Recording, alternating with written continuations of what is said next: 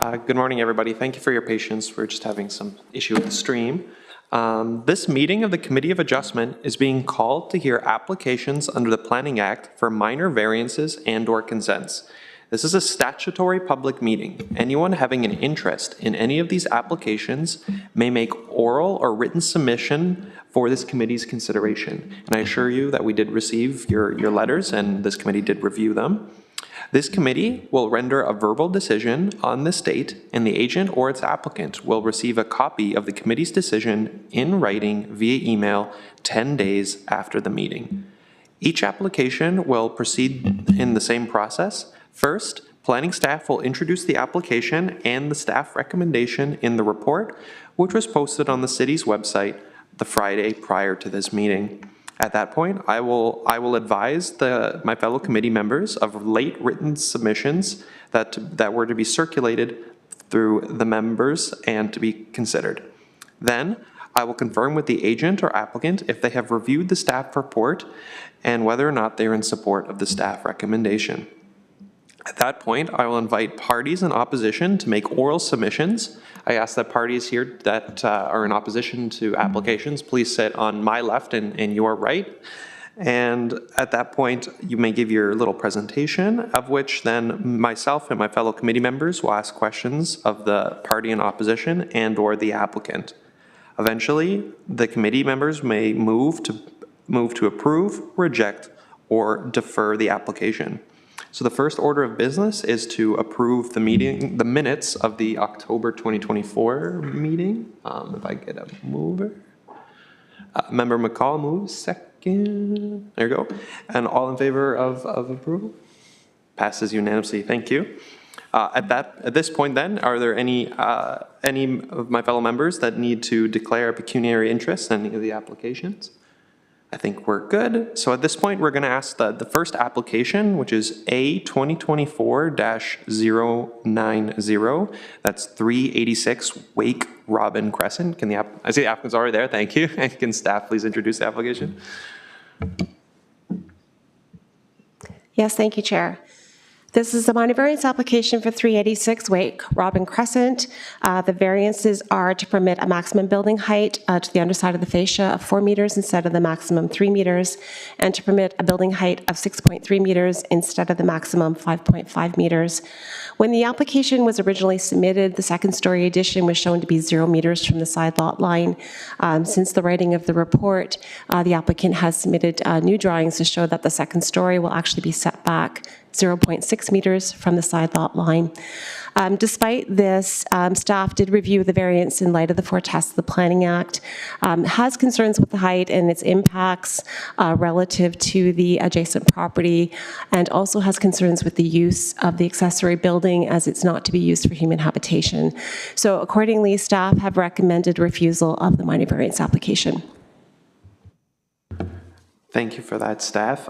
Can the agent or applicant state his name for the record, and if he's in support or opposition to if he supports the staff recommendation?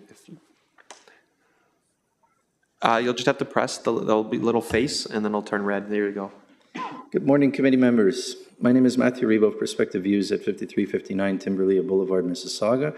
I'm the agent representing the owners at 386 Wake Robin Crescent. The planning staff report is in refusal, so I don't agree with that recommendation. And I've prepared a presentation to support the application. Thank you. If you know what we'll do? If my fellow members, if you want to give the presentation now, we're more than happy to accept it. Great.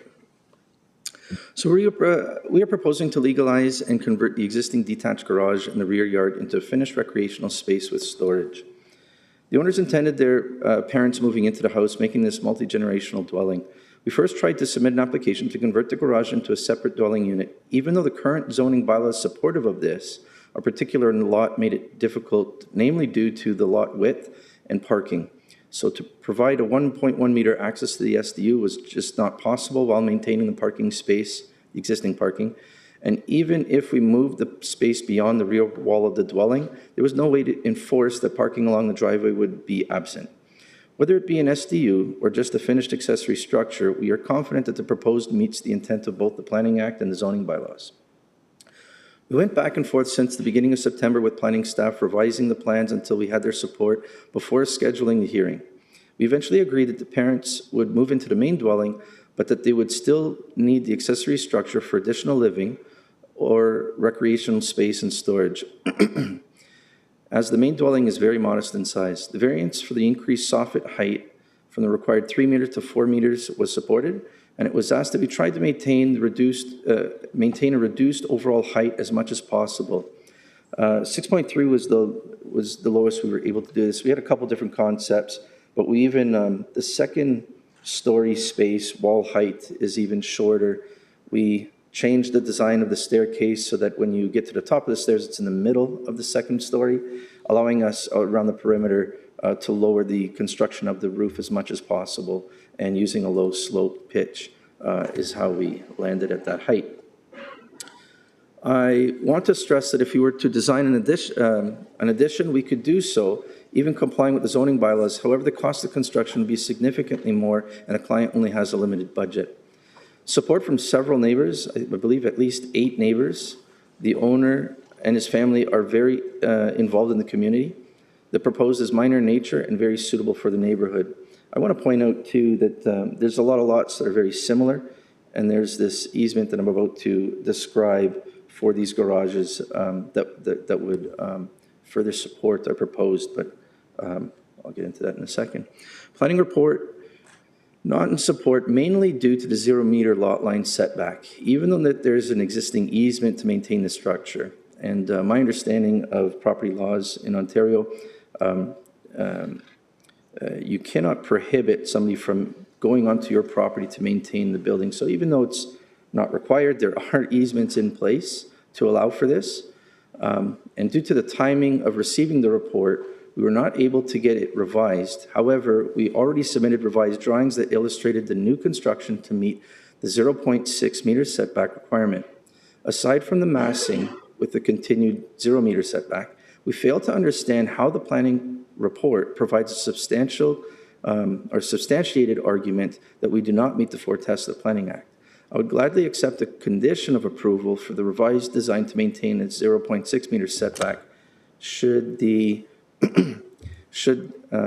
the new construction, should the committee members think that it is necessary. Also, a declaration for the use was sent, I believe submitted to committee members as well, that the owner recognizes that this accessory structure is not a separate dwelling unit, and it will only be for used for additional space and recreation. We are confident, as well as some of the planning staff, that the requested variances are very reasonable and minor in nature, and again, it does meet all 4 tests of the Planning Act. I welcome any questions. Thank you. Thank you for that. I think before we get to any questions of your presentation, I'll just ask if there's any members of the public here to provide submissions. And I don't think there are, so then I open the floor to my fellow members. Yep. So just for the record, the proposed use is definitely a rec room on the main level and storage on the second level. Correct. And we've been very clear about that. Okay. Follow-up question for staff then. Is a rec room still human habitation? Yes, planning staff still considers that human habitation. Okay.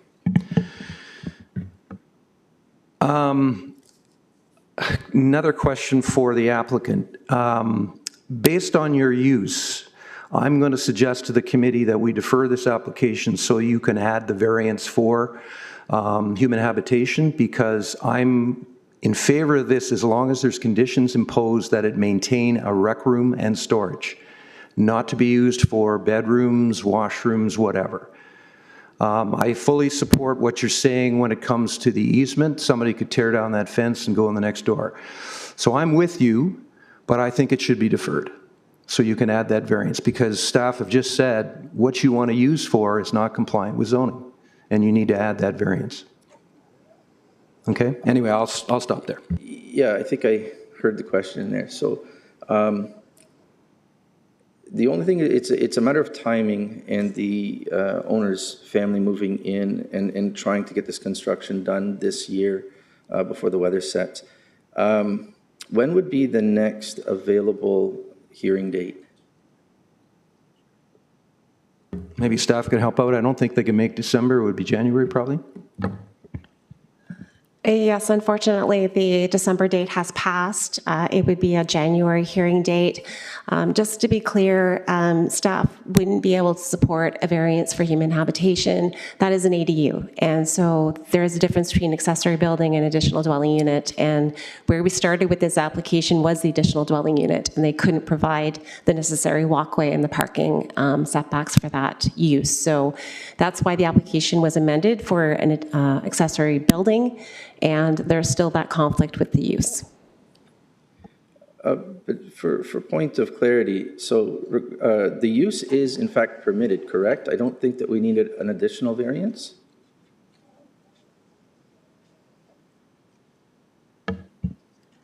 So the accessory building cannot be used for human habitation, and that is where the variance that Member Hanna is suggesting, although I'm not sure we can vary that provision, it relates to the definition for an accessory building. So if we were to revise the application to say only for storage, again, all occupants will be living in the main dwelling. This is just, they need a little bit more space. It's really for storage and, you know, gaming.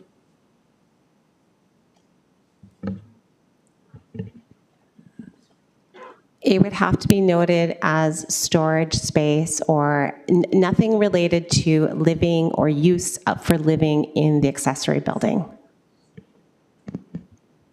Are we able to do that as a condition? I'm hearing from staff that you can't because I'm being corrected. No human habitation is part of the definition of accessory structure, so it's defined. You can't vary a definition. I'm going to redact my comments. Thanks.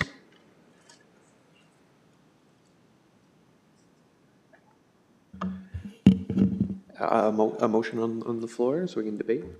Yeah, now what I'm hearing, what looks like a duck and smells like a duck, I think it could easily be converted to human habitation after the fact, even if it was just a rec room. It could probably end up with a washroom in there at some point. I'm going to support the staff recommendation, so. Thank you, Member Hanna. Can I get a second? Member Santos, second. Thank you. I mean, I was gonna approve, and then now that hearing the comments, I've kind of changed my mind. So, Member Santos. Yeah, I also have a difficult time with this one on relation to height. We've seen a couple of ADUs come across our committee here where they're asking for a second story, even with a grade where it might not look like a second story. I think that's a big concern I have here. Is just it's really potentially then an ADU with 2 stories, and we've not allowed that in the past. So to keep things consistent, that's why I support this refusal.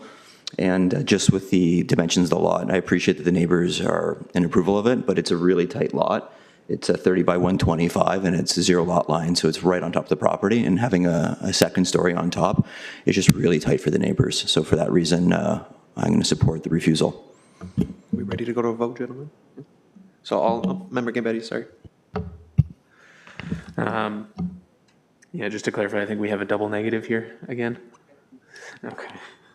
Yeah, this one, it's a bit tricky, I think.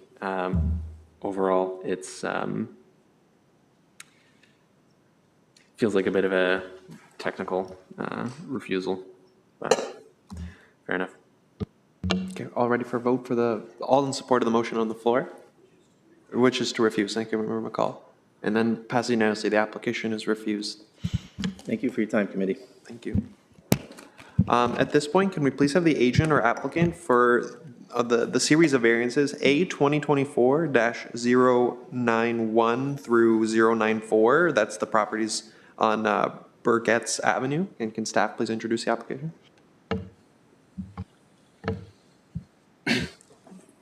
Yes, thank you, Chair.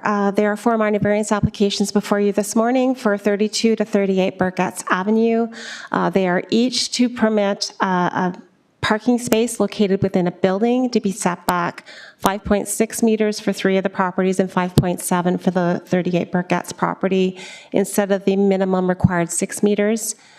They're also to allow a parking space in a driveway to be set back 0 meters from the front lot line instead of 0.5 meters. And this is to facilitate duplexing of 2 of the dwellings and possible duplexing of 2 of the other dwellings in the future.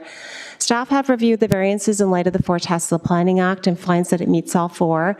However, staff are including a condition with the applications that the owner shall make sure that there's a distinguishable driveway and required walkway and landscaped areas in accordance with the regulations of the zoning bylaw.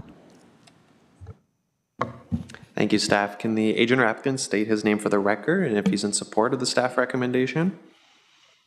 Oh, you need to push the little, the guy's face, and then, yeah, you're good to go. Excellent. Good morning. My name is Musli Prebreza.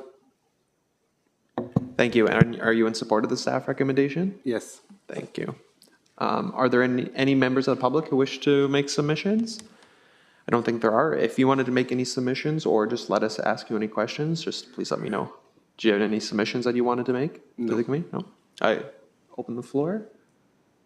Yeah, Member Hanna. Unusual for staff to impose conditions, which is, I find, actually pleasant. So thanks for doing that. My question, though, is what are the expectations for modifications to the driveway and sidewalk? I was out to see it, and it's just another example of semis paving their entire front yard. So what is the expectation if the condition is fulfilled? Staff have not had an opportunity to talk to the applicant. The applications came in to planning through the building division on behalf of the applicant. So the applicant has not had conversations with planning staff, but we would be willing to work with the applicant to come to an agreeable resolution as to how we can make this look better in the front yard. Just for the applicant's benefit, then, can you explain what the parking width requirements are for this zone?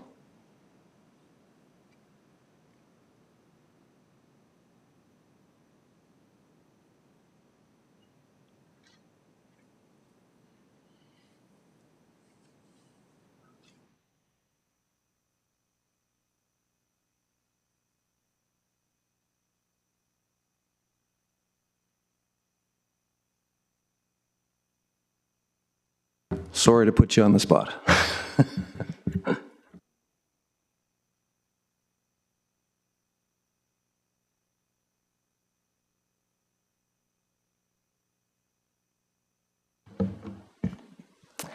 So the driveway would be allowed to be as wide as the attached garage to a maximum 50% of the lot width. So does the applicant understand you'll be tearing up some concrete and moving things around based on this condition, and you have to do it before June of next year? Tearing the concrete because the driveway is too wide. It's not. It's more than 3.5 meter. It's going to be like a sidewalk going in the house. From my inspection, sir, your driveway and sidewalk are about 75% of the frontage in at least a couple of the units, so you're going to have to remove that down to about 50%. Okay. I have comments that are better left for debate. So if we could get to debate, that'd be appreciative, unless there's further questions of the applicant.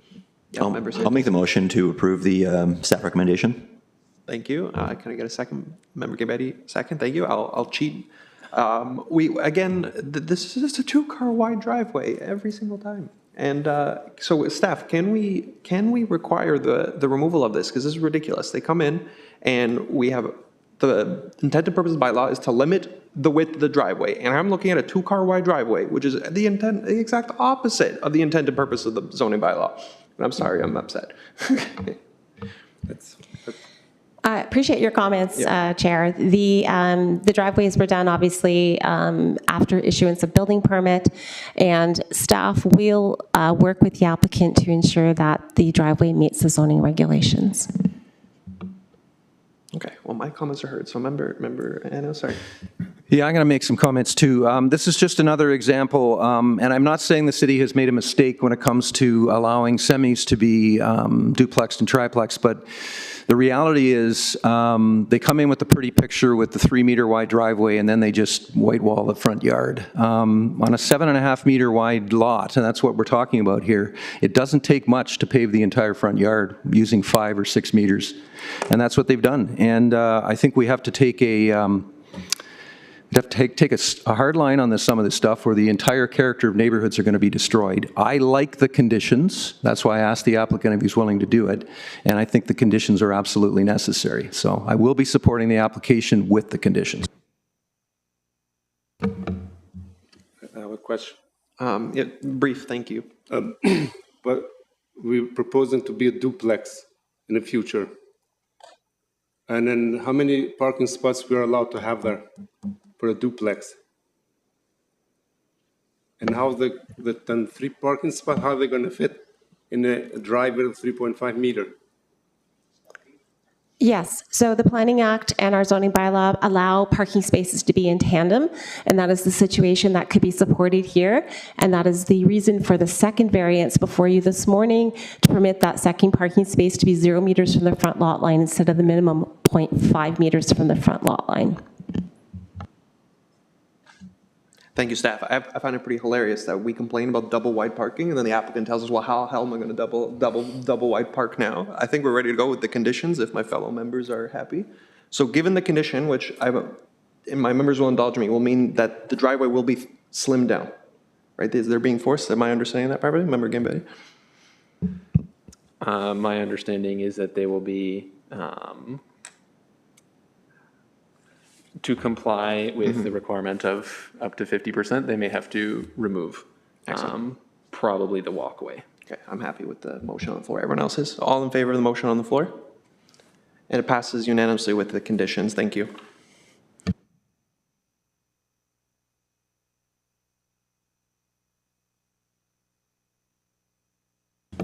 Can we please have the applicant for A 2024-095, that's 29 The Crestway, and can staff please introduce this application? Yes, thank you, Chair. This is a minor variance application for 29 The Crestway. It is to permit a maximum height of an accessory building, so underside of the fascia, of 5 meters instead of the maximum permitted 3 meters. This is to facilitate the construction of an accessory structure in the rear yard. The reason for the additional height is that the property at the back is sloped, and height is measured at the lowest grade. So the reason for the variance here is the slope and the difference in the backyard. Staff have reviewed the variance in light of the 4 tests of the Planning Act, finds it meets all 4, and is recommending approval. Thank you, staff. Can the agent or applicant state his name and whether or not he's in support of the staff recommendation? Rodney Friesen, and we're in support of the staff recommendation. Thank you. Are there any members of the public who wish to make submissions? Don't think so. Did you want to make any submissions for the committee's consideration? No? Open the floor to my members. Yep, member Hand. Just a quick question based on the applicant we had previously. So you're using this for just storage of materials and such? Correct, yeah, they're gonna just put gardening tools in there and stuff like that. I'm going to move the staff recommendation, Mr. Chairman, just to move things along. I think we're just being caught by grade here. That's the problem. And member Santos second. Any comment? Yeah, member Gambetti. Yeah, it certainly looks like a garden shed to me. All in favor of the motion? Passes unanimously. Thank you. Thanks.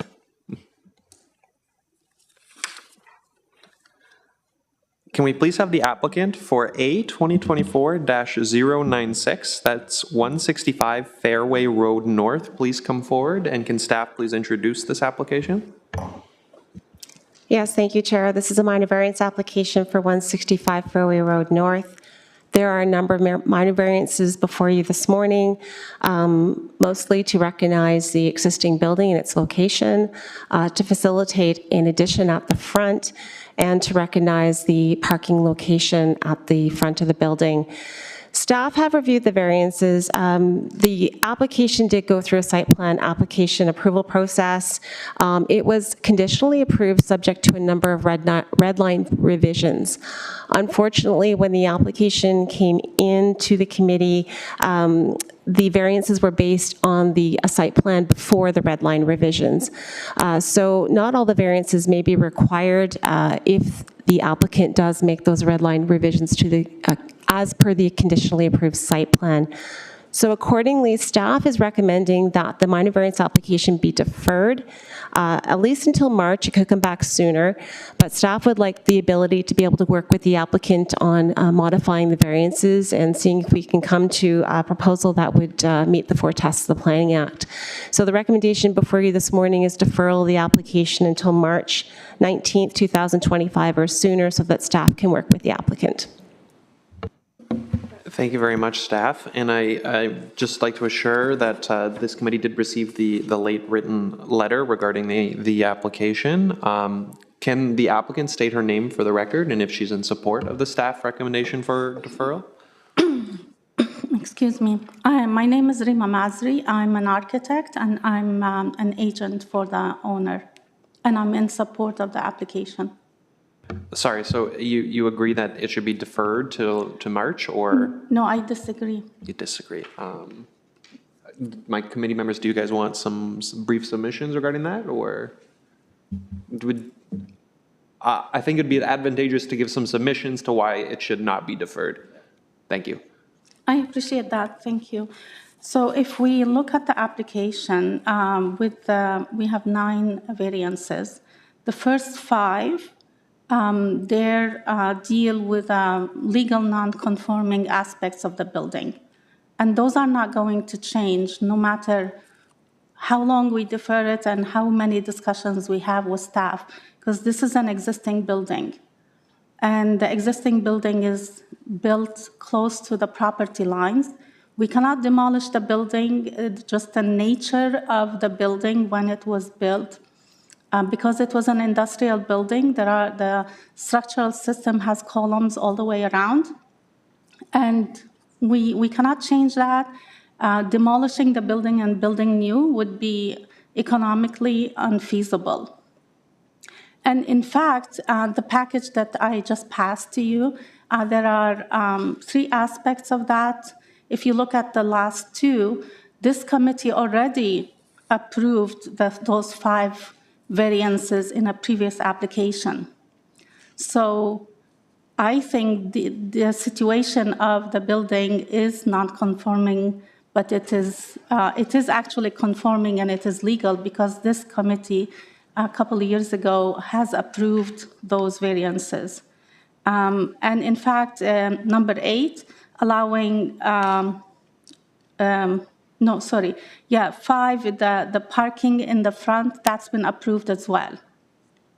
So the new variances that we're coming back with, number 8 was forgotten, I think, in the previous application because with the units, they were units on the ground floor that didn't have patios. So we included that. And so then it comes down to really 2 main aspects, is reducing the parking and allowing the maximum floor space ratio of 0.75, which this committee approved numerous of times. So the parking, we did a parking study, and the traffic engineer found that in this area for this type of building, the parking requirement would be 0.55 to 0.57 per unit, and that would result in 19 parking spaces required, and we're providing 29. So in terms of an expert opinion, we have an abundance of parking. We have the bus stop right in the front of the site. And the last one is just a minor point about a loading space. So I'm not sure why staff wants more discussion.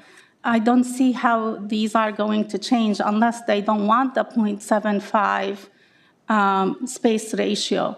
And originally, when we first applied the site plan, we were not adding to the building. But then we were told because of the size of the building, we needed to add an elevator.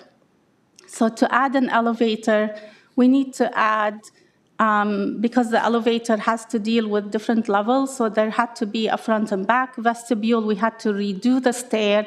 So we saw an opportunity to add a very small addition in the front that would complete that elevation and then change the look of the building from the street, so would allow us an opportunity to clean up the facade.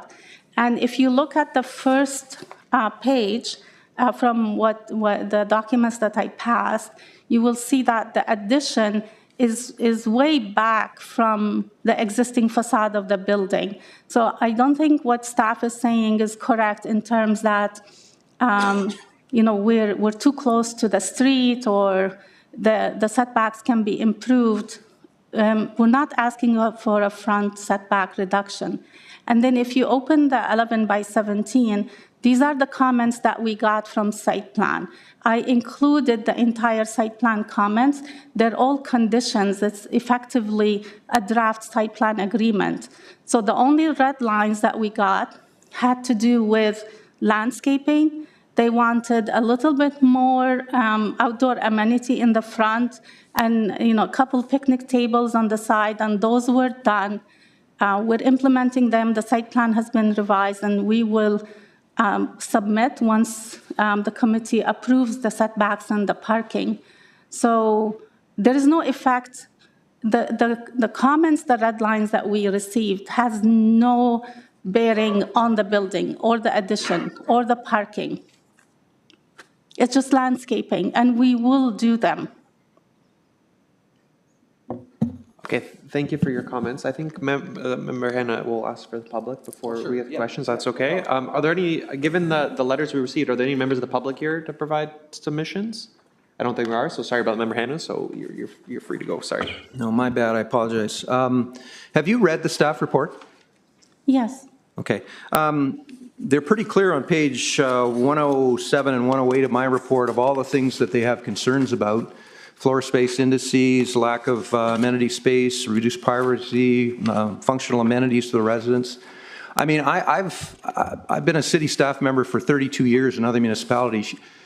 Staff will probably be able to work with you, and you can come back January, February next year with a positive staff report. I don't understand why you're pushing so hard. Well, because it just adds cost. I don't know why staff keeps deferring applications. We're trying to get the approvals. The building is sitting empty, and the owner is paying interest rates at exorbitantly high rates. It's just like the more time we take to get approvals, the less feasible these developments become. It's such a burden. My client is not a developer. This is his project, retirement project that he's doing for his children. And we don't want to bankrupt him because he's trying to secure his retirement. We do have amenities. They're outdoor. There is nothing wrong with having amenities outdoor. I'll have comments when we go into committee, but I'm supporting the staff deferral. Yeah. Any questions, or can we go into debate? Recall, you have questions? Sorry. Thank you, Mr. Chair. Question for staff. This deferral for 2-3 months, are you optimistic that in that period of time that the questions that are facing this committee can be resolved with the applicant? Yes, the site plan application, as I noted in my presentation, received conditional site plan approval. So staff initially in that conditional approval had expectations of the variances that would be submitted to be heard by this committee. That's not what was submitted, and so accordingly we have not had an opportunity to review some of the variances that have been asked for that were not anticipated as part of the conditionally approved site plan. Thank you, but it appears to me that the applicant isn't in support of these additional variances, but you think that over the next 60, 90 days can be resolved? So one of the variances before you this morning is to not provide private patios on the main floor for those units. The red line site plan indicated that there should be private patios, and so staff were working in lieu of those to get some sort of outdoor amenity area, possibly in the location of the addition.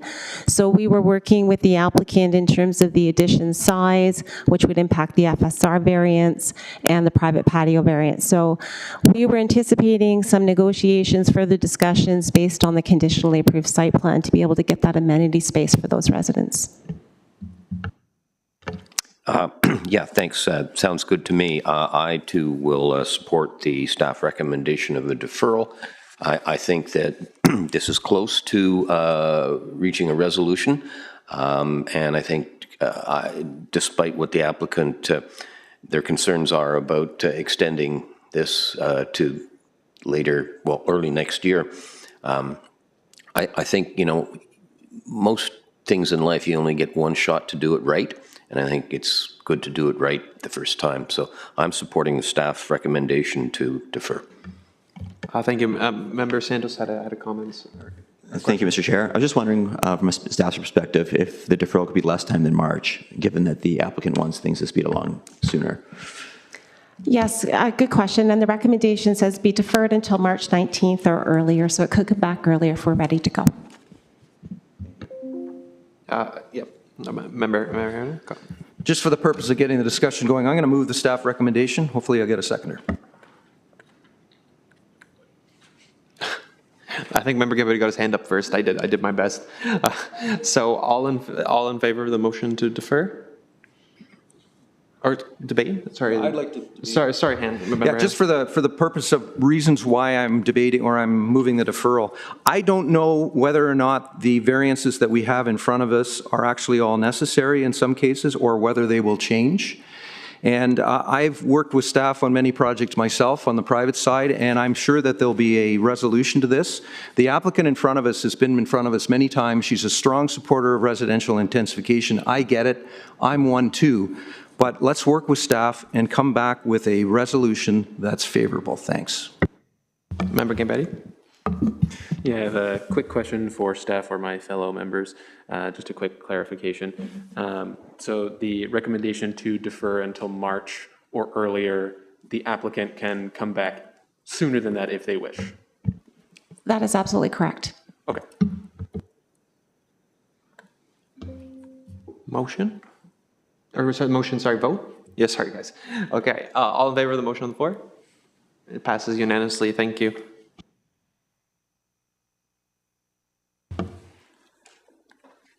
Sorry to cut you off, guys. That was my fault.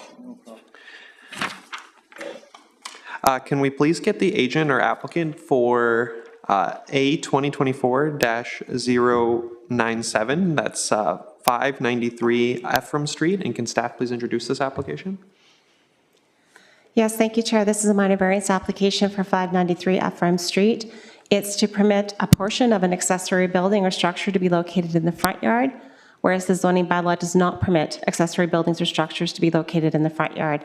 And this is to legalize the location of an existing shed that has already been constructed. So staff have reviewed the variance in light of the four tests of the Planning Act, finds that it meets L4 and is recommending approval. Thank you, staff. Can the agent or applicant state his name for the record and if he's in support of the staff recommendation? Yes, hi, Holger Fischer, and I do support this recommendation. Thank you. Are there any members of the public who wish to make comments? I don't think there are. Did you want to provide any comments to the committee this morning? I just want to apologize that when I got the building permit that I missed that restriction on the shed. Thank you. Any questions of the applicant or staff of my committee members? Yeah, Member Hanna? Were you originally going to build this as like a space for a car, like a detached garage? I am basically using it for a shed. Like I got a couple of motorcycles, so it's kind of like a spot to keep the motorcycles in, do some minor work if I need to on the bikes is the main thing. As well as, you know, usual storage for gardening and stuff. Okay. I don't mind your application. I just have a quick question for staff. Is there another variance required to allow parking in front of the main building? No, there is not. If it was to be used for parking, the structure would have to be set back 6 meters, but there is no setback required for just a parking space in a driveway. Just the 0.5 meters.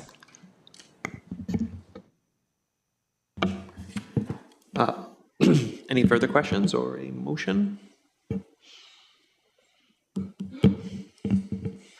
I'll make the motion to approve the staff recommendation. Thank you, Member Santos. And then Member Gambari, second. I don't have any comments. Does anyone else have comments for Dave? All in favor of the motion on the floor? Passes unanimously. Thank you. At this point, can we please have the applicant for A 2024-098? That's 153 8th Ave. And can staff please introduce this application? Yes, thank you, Chair. This is a minor variance application for 153 8th Avenue. It's a variance to permit an existing detached garage at the rear of the property to be converted into an additional dwelling unit. The existing detached garage has a floor area of 83.7 square meters, and the maximum permitted for an ADU is 80 square meters. So that's the reason for the variance before you this morning. Staff have reviewed the variance in light of the 4 tests of the Planning Act and finds that it meets all 4. However, staff is recommending the variance be approved subject to a number of conditions, so that the property can be modified to come into zoning compliance. So there's quite a bit of asphalt on the property and not a distinguishable driveway. There's a parking area in the rear, and there's an existing deck porch at the front of the property does not meet zoning regulations. So there's a number of modifications that staff is recommending be done to the property so that it is brought into zoning conformity and that the variance meets the 4 tests of the Planning Act. Thank you, staff. Can the agent or applicant state his name for the record and if he's in support of the staff recommendation? So my name's Peter Christodoulou, and I'm the owner of the property, and I am in support of the application, yes. And just to be clear, and including all the conditions that the staff imposed? Yes, sir. Thank you. Are there any members of the public who wish to provide submissions? A woman in the hoodie, or the sweater, I apologize. Can you please come forward? And then you're going to sit on my left. It's the first chair, so you're right. The other side, yeah. Thank you.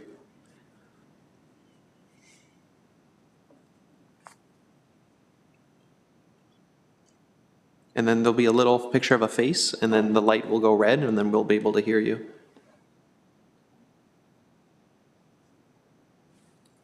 There it is. Okay. Hi, my name is Sheena Primo. I'm actually the property on Connaught Ave. So my backyard is the property on 8th Ave. And I don't oppose it. I do have an issue with the property as it stands. There was an illegal automotive shop being run on that property for 2 years, 2018, 2019, stripping cars in the driveway, in the asphalt, in the garage. The city knew about it, and it was stopped at the end of 2019, but there was a lot of oil, gas. They were stripping cars, and I mean, I know it's in the asphalt, and also the height of the building. Is that allowed?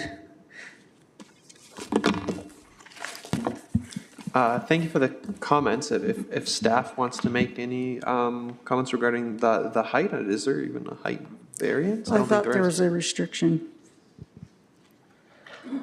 So I can advise that the applicant submitted a zoning occupancy certificate, which is required prior to construction of an ADU, so that we can do a zoning analysis on it. The elevations showed that the height of the ADU would comply with the zoning bylaw. Thank you for that. Is there any other submissions you wanted to make for the committees? No, I'm not refusing it. By all means, great that you want to do that, but you know, what you were up to and what was being done in the backyard, it needs to be cleaned up. And right now, the property is in terrible state. There is an illegal apartment downstairs in that building that should not be there either. Thank you. Did the applicant want to make any comments in reply? So we've had the city of Kitchener come out multiple times in regards to these complaints, and we've satisfied the city every single time. We're not here to cause any problems, but we do agree that turning this into an ADU would help clean the property up, as well as add some vegetation back there to kind of make it more of a livable space, if that makes sense. But I mean, other than that, no comments, sir. No, thank you. Member Hanna, any questions? I just want to ask a question of the resident, if you wouldn't mind. Where do you live? Is 381, 387, 391? 387? Thank you very much for that. Okay. I do have a couple of questions for the applicant as well. How many units are in the building now? Just one, sir. Just one? Yep. Okay, do you live there, or have you rented it out? I rent it out currently. Okay. Yep. It's to a family friend. It's him and his wife, and they occupy the entire home. Okay. I have a couple of questions for staff, if you don't mind. Was the front porch built without a permit?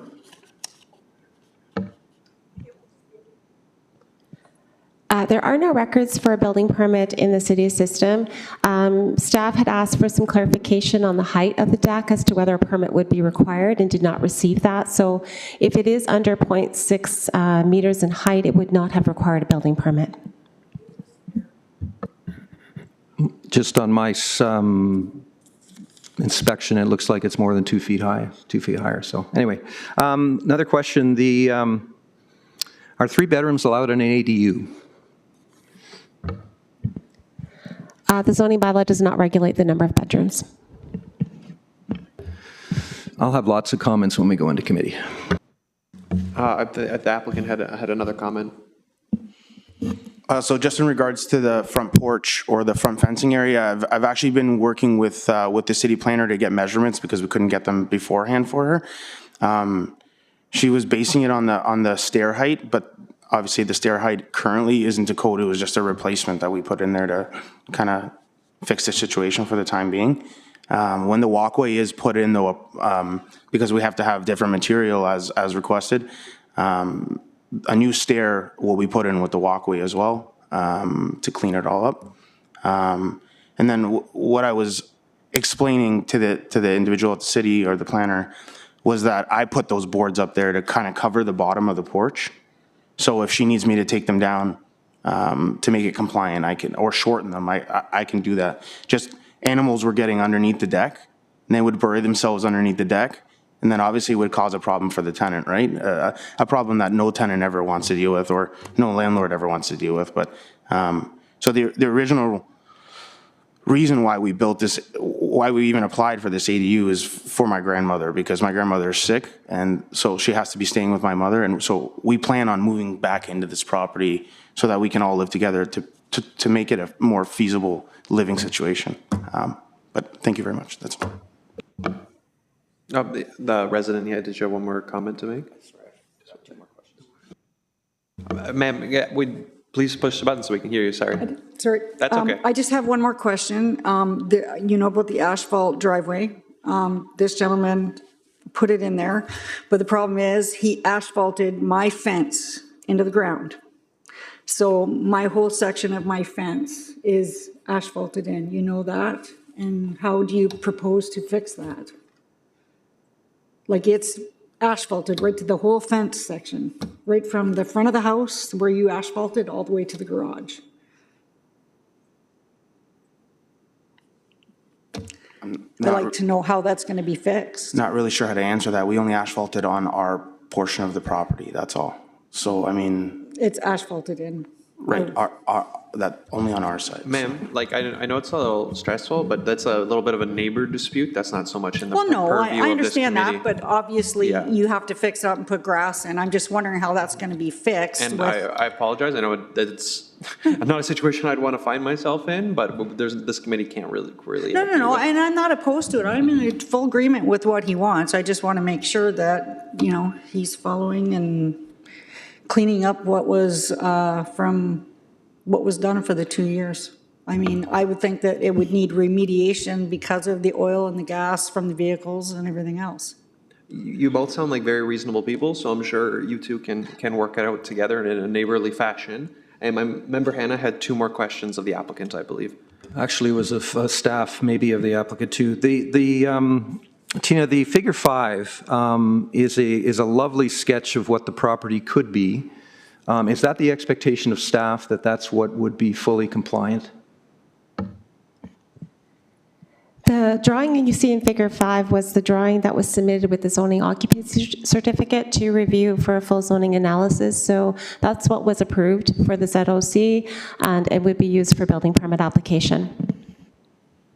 And just to follow up, all of the conditions that are imposed, in other words, the applicant really has to do what they're showing on here, have to be done before they get a permit for the ADU, correct? That is correct. So the variances cannot come into effect until the conditions are cleared. Okay. Follow up to the applicant. Are you aware that you have to do all this work? So the work you're referring to, sir, is the two walkways and the fixing of the front porch / fence, correct? And removal of all of the asphalt, put some grass down, make your property look great. So you want us to remove all of the asphalt from, is that what that says? Or Other than what you're showing here, which is the driveway in the front yard. I understand. Yeah, I mean, we can bring it down to gravel or put some gravel down until we're ready to finish, right? But I can't finish it and then dig it up to do the ADU. That's what I'm trying to say. Like I can remove the asphalt and bring it down to dirt if that's acceptable, but I can't refinish the driveway and then have to dig it up to do sewers and water, right?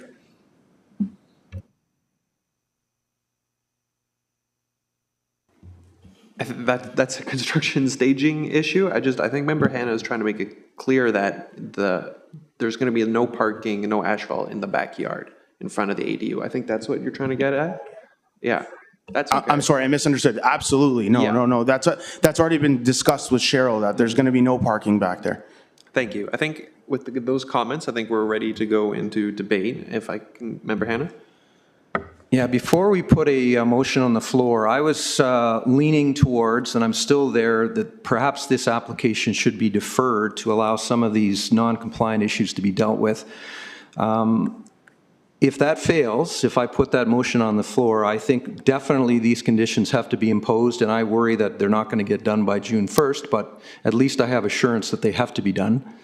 So I'm going to make a motion that the application be deferred to allow the non-compliant issues to be dealt with. Are there any seconds for the motion to defer? And the motion would then fail and we get another motion. So if there's no second, I look forward to a motion to either approve or reject. Member Santos? I'll make the motion to approve the staff recommendation. And Member Gambetti second, thank you. I'll cheat and get debate. I understand what you're saying, Member Hannah, but I think we have an opportunity, just like I was a little upset with the duplex and the townhomes we were just dealing with. I think we have a very reasonable applicant, a very reasonable neighbor, and I think that we can get this property significantly improved. Member Santos. Yeah, I echo the same things. Like, I appreciate what Member Hannah is trying to do. I just think these conditions will accomplish it. I don't have a concern with the variance because the structure is already there and it makes sense, adding density. I do have a major concern with the condition of the property right now. It's just a giant mess, specifically the parking situation, that gravel. But if these conditions are imposed and have to be cleared before a permit is issued, I'm happy with that. So that's why I'll support this approval. Member Gambetti got his hand up first. Yeah, but in response to some of the concerns that we've heard and the condition of the property, it sounds like the conditions will resolve and improve the property.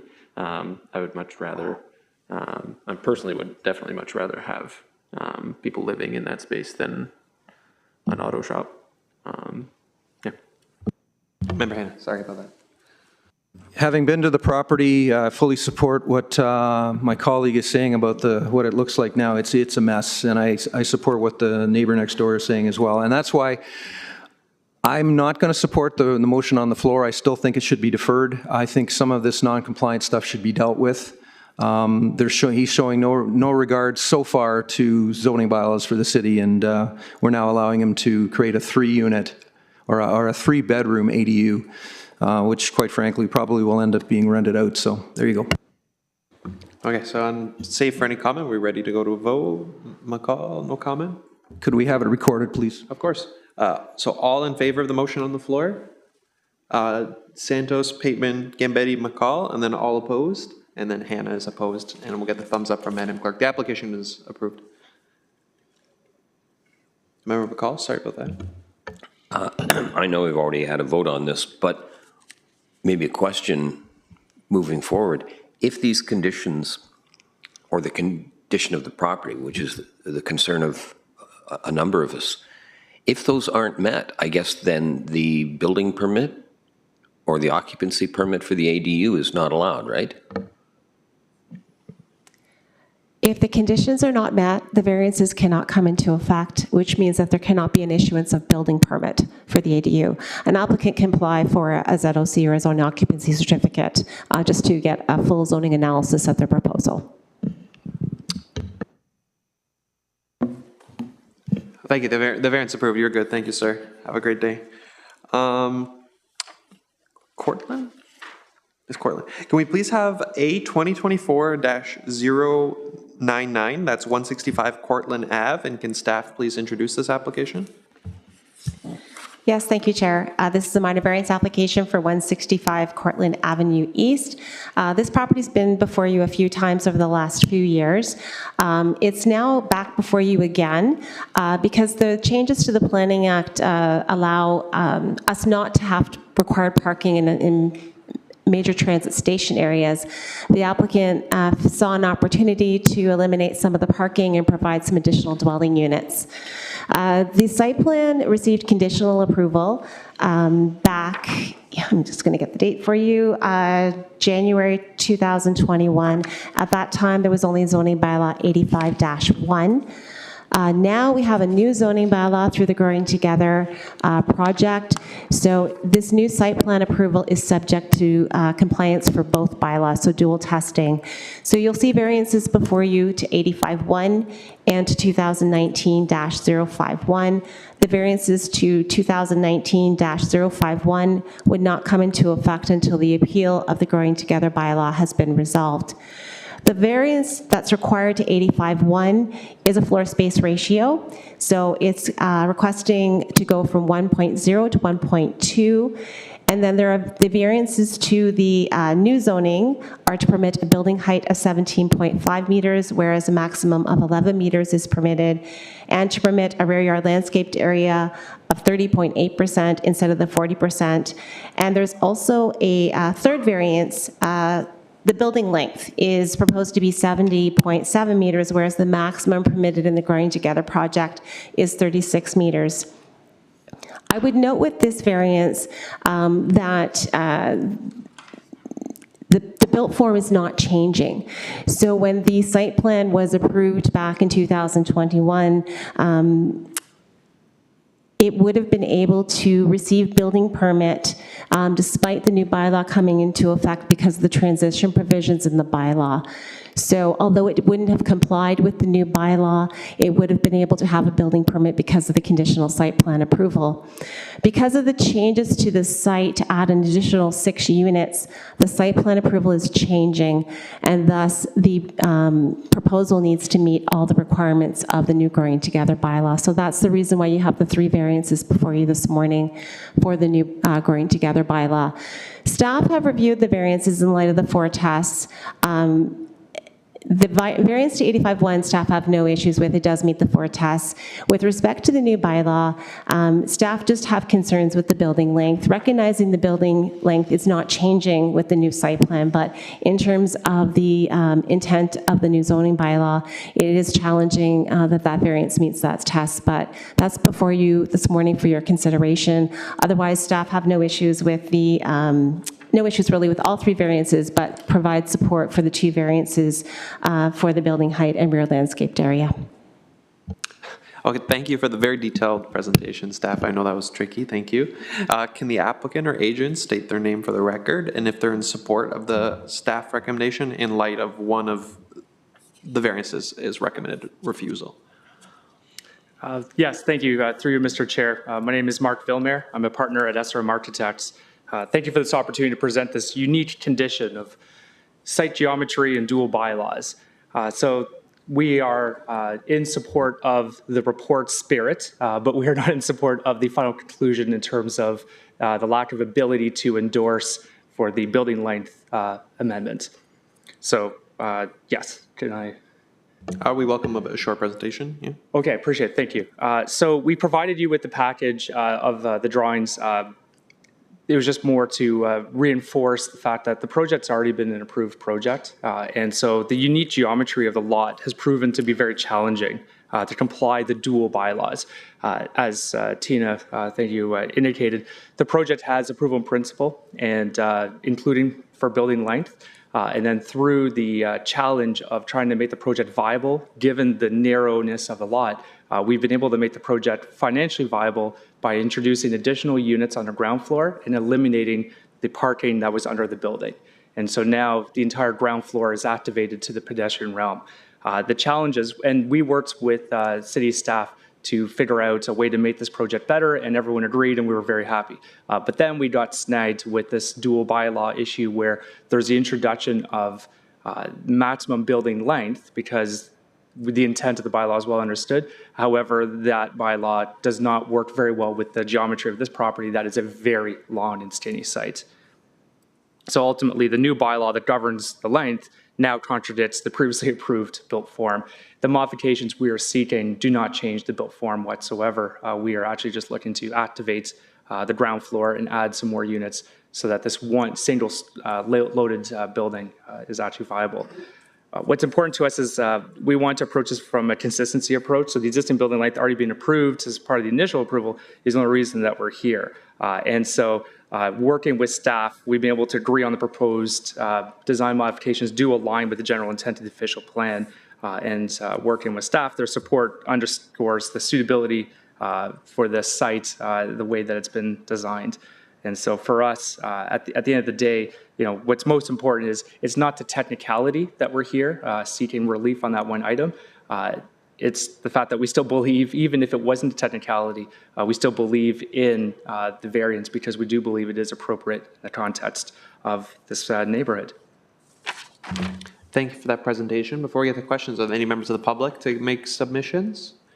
I don't think there are, so I open the floor to any questions of staff or the applicant.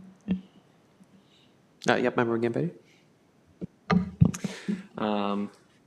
I guess I'll show my cards a little bit. I do quite like this project in looking at the surrounding buildings. I don't think the length is too big of an issue, to be honest. But I do have a quick question of the applicant. If you don't get the 70 meters, what do we lose? Through you, Mr. Chair, that's a great question. The project without the 70 meters is no longer viable in its current form. And to be honest, I'm not even certain what the next steps would be internally. But technically speaking, we would not be able to get this minor variance request, which ultimately is seeking to add units on a ground floor and reduce the parking, all of which are within the approved zoning bylaw. And so then it throws back to the original design where we have effectively this building cantilevering over parking. And I'm not entirely certain on the project viability as a rental project at that time. Quick follow-up question.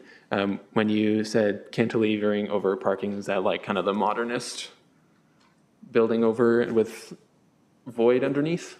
Through you, Mr. Chair, that's correct. It's a sort of a void. You'd have at the very front facing Cortland, you have a small vestibule with a stair and access to the elevator. And then the rest of the building is just sort of on stilts with parking. Again, as you see with the site plan, it's very narrow and it's not necessarily an ideal layout, but it certainly physically works that way. Yeah, I definitely think that the skinny building on the ground is definitely better than parking underneath. Thank you. I had a question for staff on a screening matter on this application. Considering we've seen this so many times, why was the applicant recommended to go through the ZBA process opposed to minor variance? If I was the applicant, this just seems arduous. I'm not sure why I just didn't make a full ZBA application. Not sure I understand the question. The applicant received conditional site plan approval for the 30 units and could have, applied for building permit under the transition provisions. However, there was an opportunity with the changes in the Planning Act not to require parking in major transit station areas. So there's an ability to convert those parking spaces and get 6 more units here. The built form's not changing, but because the proposal is changing in number of units, we need to reapply the zoning bylaw regulation. So it's a proposal that's been caught up in a change of bylaws. If the new bylaw was not there, you wouldn't see the variance for the building length. So it's a bit of a challenging time with the two bylaws, and it's just caught up in a more of a technical a glitch, did you say? I understand. You answered my question. Member Hanna had some questions. Just real quick to the applicant, I remember this from the last time, and so the footprint really isn't changing at all, correct? Through Mr. Chair, that is correct. And you're looking at really tiny units here. I remember them being like bachelor 400 square feet plus or minus, something like that. Yep. Through you, Mr. Chair, that's correct. They're small rental units. Okay. I'm going to put you on the spot here, Tina, but I think what I'm gleaning from the staff report is the applicant unfortunately didn't apply for a permit under the old bylaw. If they had, it would be legal non-conforming or something now. And they're stuck in a rock and a hard place, and unfortunately staff have to technically say that it doesn't meet the intent, and I guess the applicant runs the risk if we approve everything, whether you appeal it or not, correct? You are correct in your comments. The city would not appeal any decision of the Committee of Adjustment. That's lovely to know. Given Member Hanna's comments, I look forward to a motion. And then remember Madam Clerk's recommendation. Yeah, there was a recommendation, fellow members, that we divide this up into 3 resolutions, but I'm going to suggest we put one resolution on the floor and change the words "be refused" to "be approved" in the first part of B, so that it's all approved. We'll wait for a thumbs up from Madam Clerk. She's good. And can I get a second for that motion? Member Gambetti? Second. And then Member McCall wants to start debate, it looks like. It's always tough when you're caught between a rock and a hard place. And the timing of the switching from previous zoning bylaw to the new one, which is still some time away. I asked that question last month or something. I'm inclined to agree with my colleague that, and the applicant, that this is a difficult piece of property to try and build on. And I think they've come up with a pretty good solution to the whole situation. So, Mr. Chair, I'm in support of the motion that that both A and B be approved. I know it's going to be complicated, and that sometimes life gets complicated. If the new zoning bylaw was not under appeal, we'd have a different set of circumstances in front of us. So I'll leave it at that. I'm in support of the application, not the staff report. Member Gambetti, comment? Yeah, I think it's a bit of a tight spot. I think the project is it's a pretty good crack at the property. I think the only thing that I think could make it better is having maybe townhouses at grade. But I think at this stage in the project, it's probably not going to change. But one can dream. Thank you. Members, Santos had comment. Yeah, listen, this is pretty much the same thing. We just lose 6 parking spots and get 6 really tiny units. Each parking spot becomes a really tiny unit. The build form is the same. This is a challenge we've had the last few months. It's just getting stuck with dual bylaws and what we do here. So I think the train has left the station, so to speak. So for that reason, I'll support it, but it's a bit of a strange one. Ready to vote, gentlemen? All in favor of the motion on the floor? It passes unanimously. Thank you. Can we have the applicant for A 2024-100 through 103 please come forward? Those are the George Street, St. George Street applications. I apologize. And can staff introduce these applications? Yes, thank you, Chair. There are 4 minor variance applications before you this morning for 100 to 106 St. George Street. They are all the same application to permit a minimum front yard of 6 meters instead of the required 6.58 meters. That is the established front yard setback and how it's calculated in the zoning bylaw. So it's based on the adjacent properties. The front yard setback is how it's determined. Staff have reviewed this variance in light of the four tests of the Planning Act and finds that it meets all four. I would note that this is a variance to bylaw 85-1, and if the new bylaw were in effect, the Growing Together bylaw, this variance would not be required. So staff is recommending approval of the variance subject to the condition of the tree preservation enhancement plan, which was a condition of the consent application that was before you previously. Thank you very much, staff. Can the agent or applicant state his name for the record and if he's in support of the staff recommendation? Hello, my name is Richard D'Alessandro. I'm an associate at Neo Architecture, applicant on behalf of the owner, Habitat for Humanity Waterloo Region. We are in support of the recommendation. Thank you for that. Are there any members of the public here to provide submissions? I don't think there are. Did you wish to provide a short presentation or any short comments, sorry, to the committee's consideration? No. No? Thank you. So Member Hanna. Either to staff or the applicant, I'm confused about the condition because it appears that the site is devoid of trees.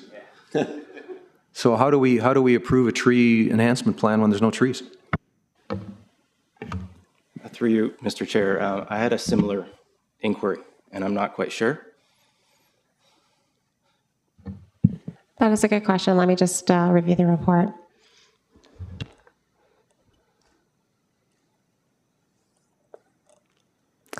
While staff are looking that up, I remember it being imposed on the consent, so it's still there, but I believe that this condition should be removed. If staff have to deal with it, they can deal with it on the consent, but I just don't think this condition is workable right now because there's no trees. Yes, you are correct. I have just verified that it was part of the consent application and dealt through that, so it does not need to be included in the minor variance application approval. Member McCall. I was going to ask a similar question. Mr. Hanna beats me to it, usually. Mr. Chair, this is without that condition, this is very, very minor. With the condition, it doesn't exist. So this is an easy one, Mr. Chair. I move that this be approved without any conditions. Yeah, I have comment for debate. And can I get a second for Member McCall's motion? Member Hanna, second. The driveways again in figure 4. If there's nothing that we can do about that, I mean, I guess it's not before us right now, so there's nothing we can do. If I can add a comment to that, I am pleased that it's going to be a Habitat for Humanity development, and maybe there won't be 2 or 3 cars stacked across the front. So, okay. All in favor of the motion on the floor? McCall, or just pass unanimously. Sorry about that. Thank you.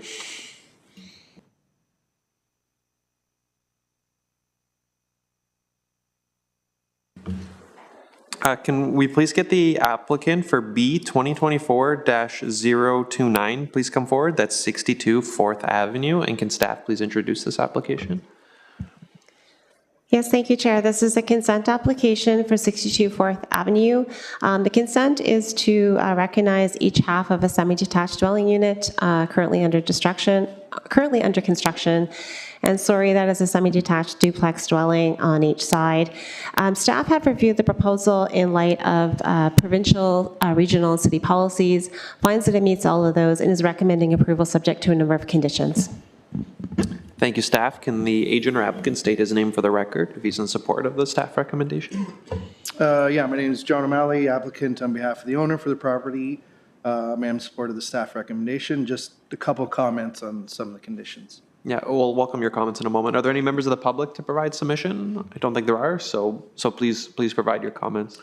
Yeah, I guess the main one is the some of the added costs here, the cash in lieu of parkland. I get a developer, develop new subdivisions, everything. This one being a single, property one-off, an existing established neighborhood. The parkland, I have no other choice. You can't donate any parkland on an existing, which was a single lot. And then just with adding, already paying, in excess of $80,000 on an existing lot in fees and development charges, this just seems, excessive.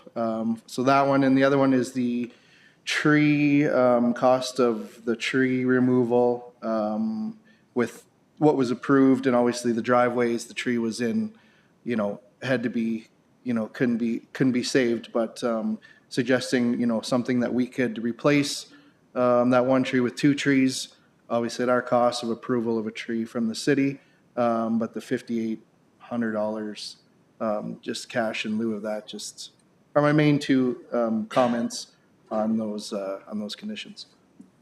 Thanks for your comments. Are there any questions of the applicant or staff? Member Hanna? Just a question for staff. Both those conditions 9 and 10 are actually city policy, and then if we were to remove them, you would probably appeal and you would win. So I'm just forewarning the applicant. Those 2 conditions, you are correct, are city policy. Parkland dedication is authorized by the Planning Act and the official plan as well as policy. The street tree replacement, that again is based on city policy, and it just is to replace a tree that was removed, I guess, during the building permit process. Thank you. Comments or motion? Member Sandos, motion? No, I appreciate what the applicant's saying. It's just some of these costs are unavoidable. It's city policy, and even your park dedication, you're actually saving quite a bit of money because there's a cap on the fee. Otherwise, it'd be $36,000 though. So it's just, it's a tough one, but it's cost to pay to play, I suppose. Member McCall, yeah. Thank you, Mr. Chair. I'm in complete support of the 2 issues in question here. Parkland dedication, as mentioned by staff, is of the city. The tree removal, how that happened, it has to be replaced. So I think other than those 2 things that brought up by the applicant,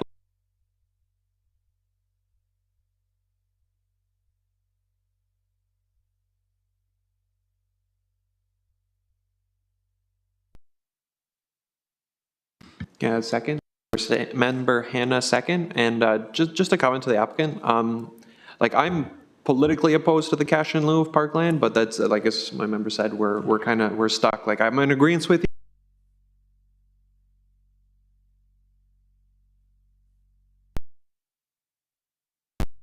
you.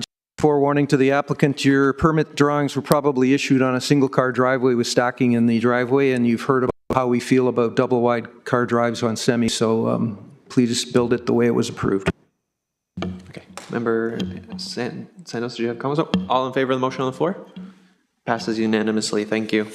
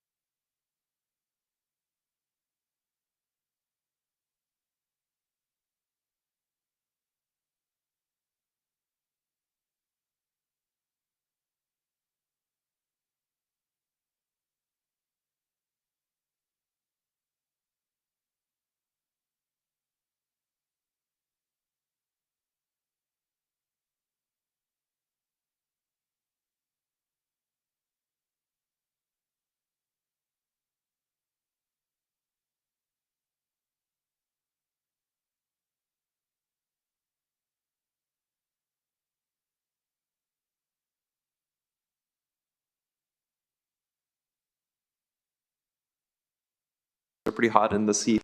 Member Hanna seems like he's ready to go.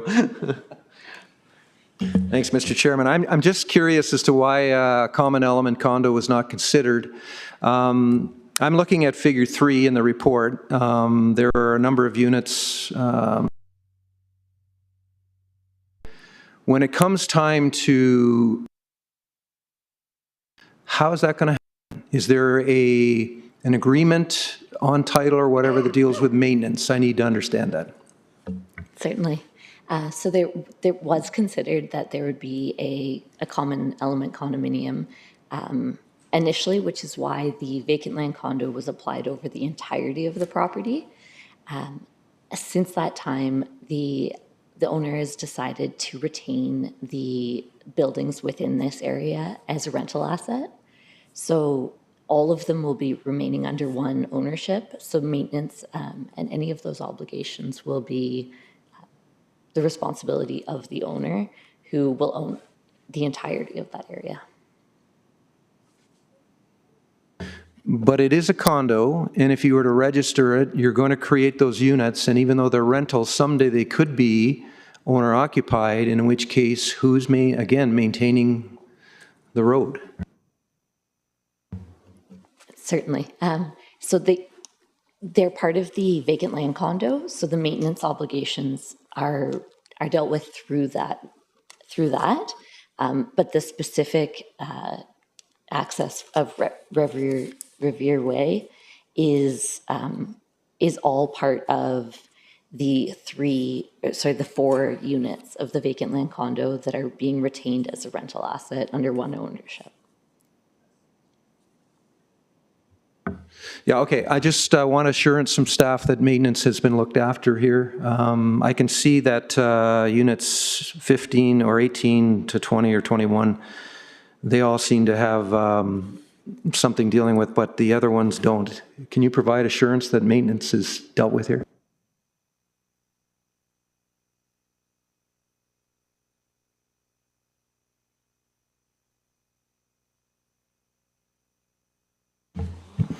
It is staff's understanding that the roadway conditions for its maintenance can be included in the vacant land condominium plan, in the declaration as such. I'm not quite sure of the stage of registration. Maybe Rachel can comment on that. But in terms of ownership and maintenance and how that road would be maintained, that's within the condominium corporation to decide.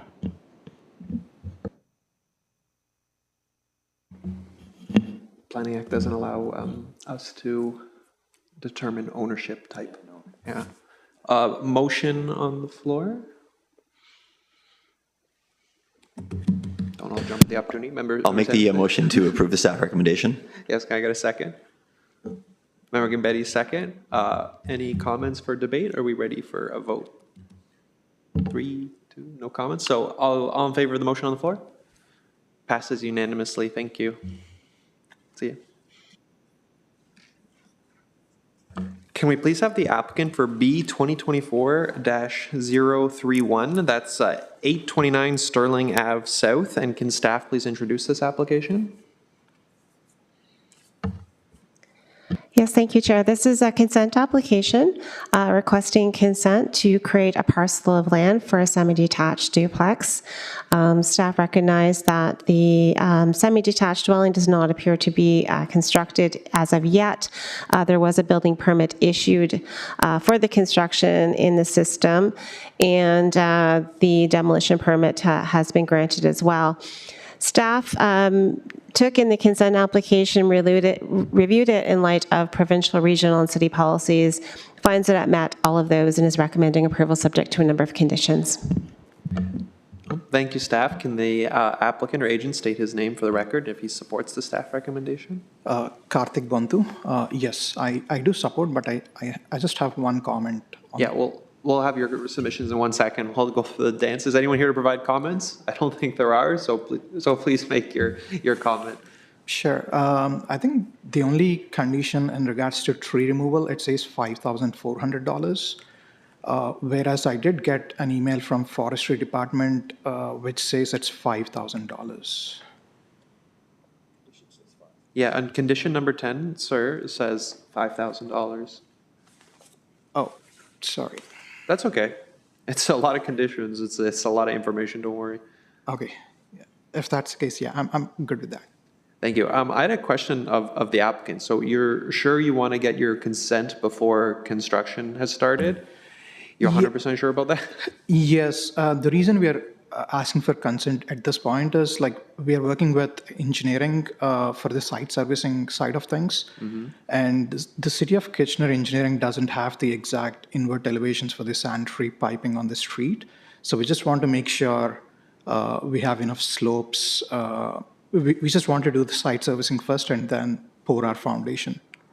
So just, just to push back a little bit, appreciate that, God forbid, you build your house too far to the left 8 inches, Right. So we do have, we retained a Ontario Land Tribunal surveyor on hand. So he's actually working with us, putting stakes, and he's going to make sure like it's built exactly. If you're ready, I'm game too, Member Hanna. So I'm along your wavelength there, Mr. Chairman. I am not happy when you're severing a semi before the foundations are in. I've always stated that. We've seen many of them today where the applicant has done what city staff has asked them to do. You build it first and then you sever. And we've actually, for the first time, and I've said it, we had a surveying mistake on one of the first applications, Brigette's. They cited the dwelling too close to the front property line. Mistakes happen. So I'm going to move that application be deferred until such time as the foundations are in and can be surveyed. And I probably won't get a seconder, but I'm going to do it anyway. It's okay. Do we have a second? Member McCall, are you going to second that? Before I second it, which I am going to, a comment, just a question for my colleague. Are you saying that the world is not perfect? Sorry, my attempt at humor. Yeah, I agree with Member Hanna completely.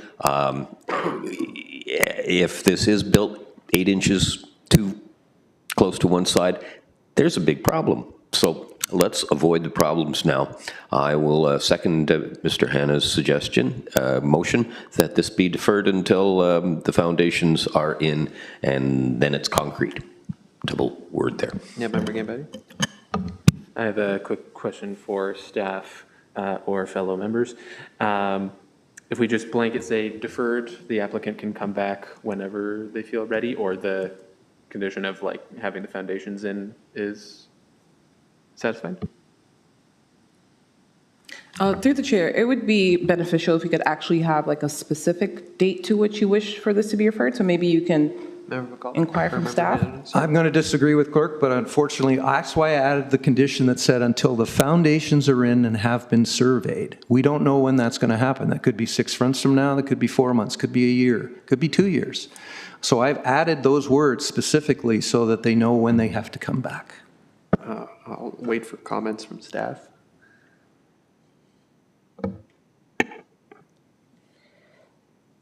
So staff had noted in taking in the application that a building permit had been issued. So it may be a question for the applicant as to when they think that foundation would be poured. We could put an approximate date in and again put in if sooner, if the foundation is poured sooner. So maybe a question for the applicant. Sir, did you want to provide a comment? Yeah, sure. Just a correction. I don't think the building permit is approved yet, so it's been going back and forth. I believe, so the plan for us is to do the backfill before the frost hits. So essentially, it's before the end of the year. So we already have our demolition permits approved. It's just the building permit. We had like 12 status items. We actually responded to that like almost a couple of weeks ago. Okay, I think Member Hanna's going to do something you're going to like here. Yeah, just to give you some safety, because winter months are difficult to construct and you may not get your permit in time before frost sets in, I'm going to say it be deferred until June 1st of 2025 or earlier. How's that sound, sir? Just give us some comment. Let's just say if I'm able to pour my foundation, would I be able to come back ahead of time? Yes, you will. Okay. Yeah, I think that's fine. And is there any way that I could, the only thing is without the committee's approval, like I'm not, engineering is not willing to provide us any sort of site servicing permits. So I'm stuck in a hard place where without the committee's approval, I don't have a way to work with engineering. So like how should I approach this issue? So staff, would the region not let me get my services without the consent? I've never heard of that before. Yeah, so because it is only one property, there's only one service connection that is permitted. So that is why you're seeing sometimes these semis come in ahead of time so that they can get their separate service connections for each of the dwelling units. Recognizing it's a chicken and egg, because obviously the foundation should be in first in order to survey and ensure that that property line is on the common shared wall. So I'm not sure if there's an ability to pour the foundation and make provision for the service connections so that when the consent is approved, they can go back to engineering and get that second connection. Member Hannan? Just for the applicant's benefit, my experience has been through either a land surveyor or an engineer. They can go out and they can do some work on the road allowance to determine the invert elevation of the existing sewers for you, and that will allow you to site your dwelling appropriately. So it's a little work that you have to do on your own, but you can certainly do it. Okay. I think we're ready to go for a vote.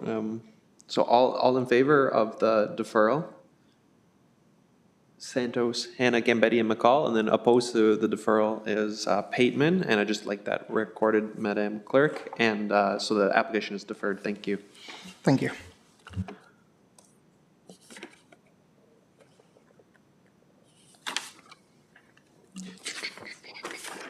Can we please have the applicant for B 2024-032 and 33? That's the Oderbin Road, and can staff please introduce this application?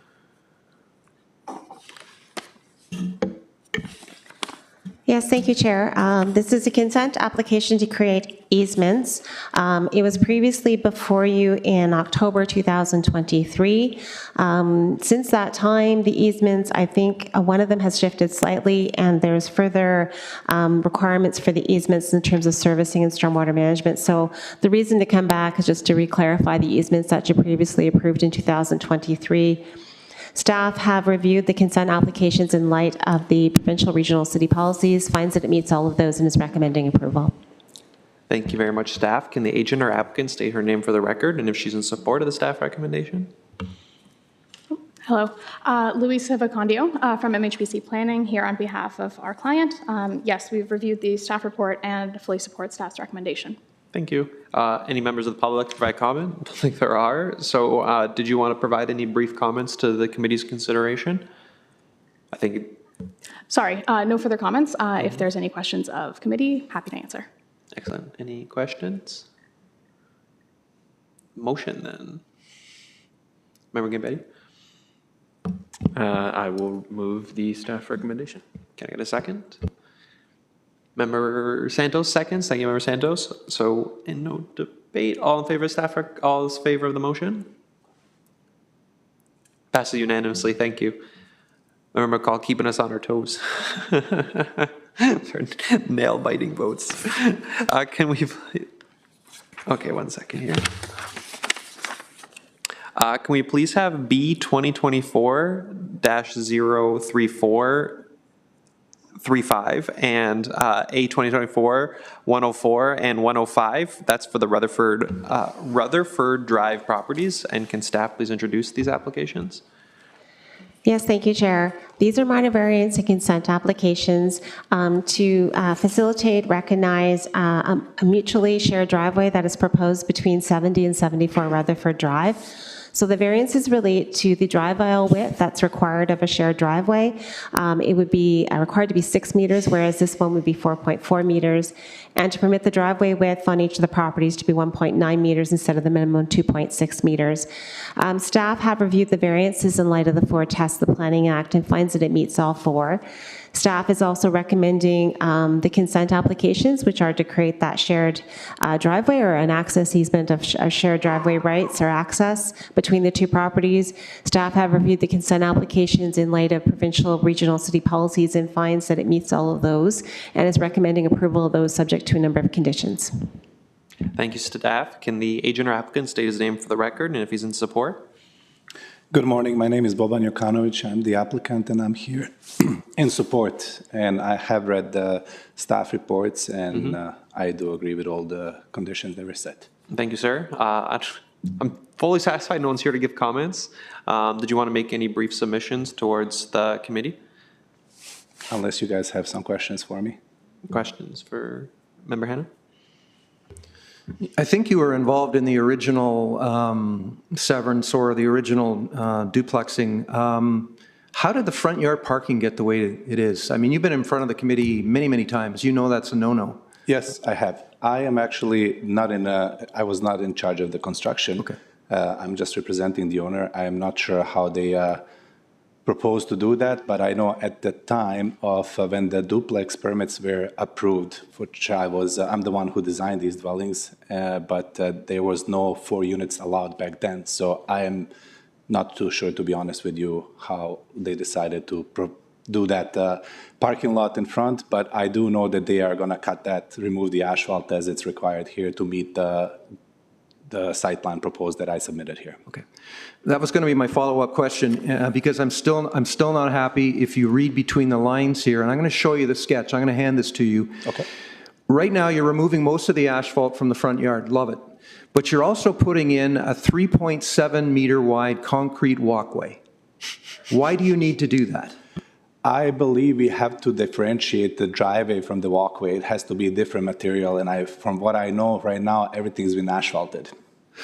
But you also have a 1.1 meter wide walkway going back to the side units, and then you're creating this 2.6 meter wide walkway going up to the front porch. You could very easily adapt the 1.1 meter walkway and then have a little wow in front of the steps and create landscaping in front. Okay. Can I show you what I'm suggesting sure. here? Because I think I want to put a condition on here to make sure that it happens. Just make sure my fellow members understand what's being proposed. The sketch is very, very faint, but if you read between the lines, and I just want staff to look at that as well and just tell me whether they agree. I don't have a problem with this at all. And staff's comment on, unfortunately, there's just a minimum required walkway. There's not a maximum in the zoning bylaw. So while staff recognize the concern, there's not a zoning regulation that we can impose to do that. Okay, I love what you're doing. You've been in front of us many times. I love intensification. You're doing a great job. But I'm going to ask for one additional condition, that the walkway to the front and side be a minimum of 1.1 meter wide. Okay. And you know what the sketch says, right? Yes. And you can kind of figure that out. Yep. Okay? No problem. I'm okay with that. How many units are in each, I guess, building, I should say? So currently there are 2 units, and we have applied for additional 2 units. So each would be fourplex, pending this approval, actually. So once this minor variance and these consent applications are approved, then we would be able to get the building permit approved for primary with the 3 additional building units in each building. Understood. Member Gambetti, another question? Yeah, a quick question for Member Hanna. Did you mean a minimum or a maximum of the width? Because it sounds like you want a maximum. This is going to end up being Yeah. concrete here, and I want them to do that. Gentlemen, your microphone. Okay. I think given what's discussed, we have to go into debate. So I'll move the staff recommendation with the one additional condition. Does the city clerk need me to repeat that again? Okay. It's really to say that the sidewalk leading to the front porch and the side entries be 1.1 meter wide. Okay, for the motion on the floor, can I get a second? Member Santos, second, thank you. I don't know, just in debate, gentlemen, like I look at this picture that he says that there's only 2 units, or I guess 1 unit, 2, there's very few people living there, and we have a whole boat of cars, which I assume is in the middle of the day, so now we're gonna, I feel bad for the people that are losing their parking spots that they purchased or rented, and now because of bad actors are going to lose their parking spot. So my heart goes out to those people, but I'm happy with the motion on the floor. So unless there's further comments. No? So all in favor of the motion on the floor? As recommended. It wasn't amended, it was just as recommended. Sorry, thanks, Member McCall. It passes unanimously. Thank you. Madam Chair, before we move to end this meeting, I just want to personally thank Doug. This is going to be his last meeting in front of the committee, and I just want to thank him for his time on the committee, the excellent job he's done as chairperson. He stepped in when I said I didn't want to do the job, and I appreciate that. And I just want to wish him well with his not only legal career, but also his planning career. So thanks very much, sir. Thanks, guys. I appreciate that. Thank you. Yeah, I second that, Mr. Hanna's comment. It was great to get to know you over these few months, and best of luck in the future. Maybe our paths will cross again someday. I'm sure there will. We still have one more application, though. Am I mistaken? Oh, sorry. Sorry, you got me excited. Sorry, sir. Okay, don't worry. So thank you. So we'll go to B 2024 and 036 and A 2024 and 106. That's 73 4th Avenue. And I'm sorry, gentlemen, but it was very heartfelt. I still appreciate that. So staff can introduce this application, please. Yes, thank you, Chair. It's a minor variance application for 73 4th Avenue. It's to permit a minimum front yard setback of 9.58 meters instead of the minimum required 11.25. This is another variance for the established front yard setback based on the adjacent properties. Staff have reviewed this variance in light of the 4 tests. The Planning Act finds that it meets all 4 and is recommending approval.